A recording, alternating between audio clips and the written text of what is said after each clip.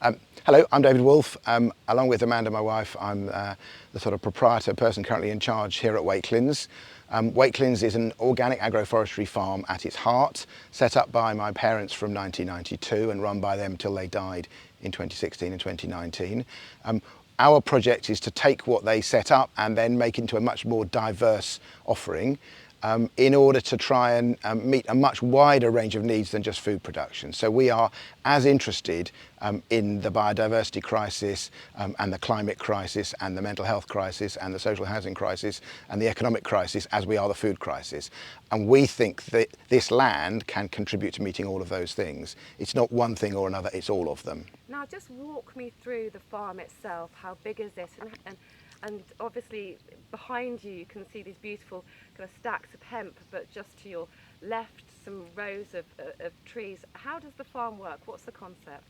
So the underlying concept is agroforestry run in an organic way. Agroforestry here means north-south lines of trees with crops in between them. But importantly, the trees are not just providing shelter and supporting the moisture content and so on. They are themselves part of the agricultural system because we have a timber crop, we have a fruit crop, and we have a biomass crop coming out of those trees. And then in the alleys, it's an organic rotation.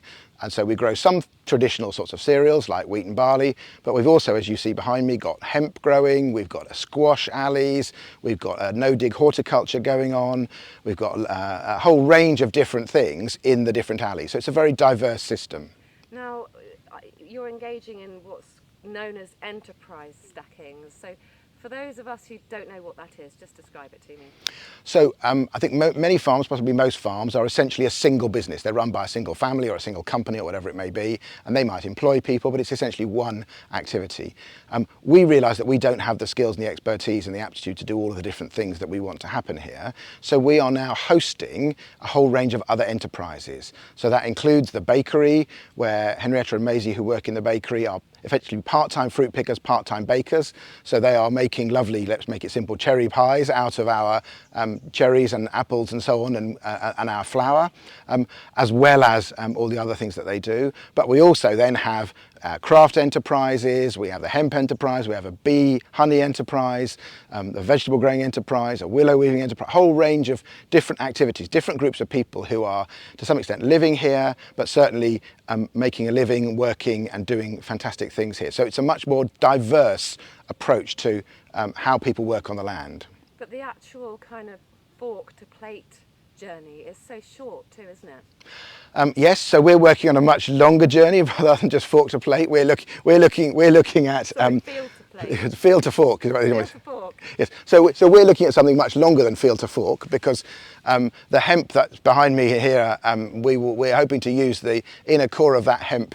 We're working with some students from Central St Martin's Art College in London to turn that into insulation to make buildings.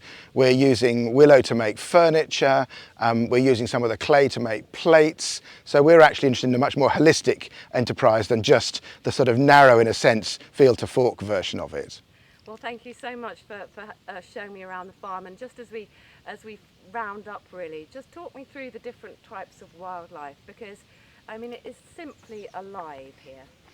Yes, so people say, have you got studies of what the wildlife was like before the agroforestry was planted? And I say, no, we haven't, but look at the fields around us and compare them with what's going on here. We've got a very wide range of birds, including turtle doves, a growing population of turtle doves, which are very rare and generally declining.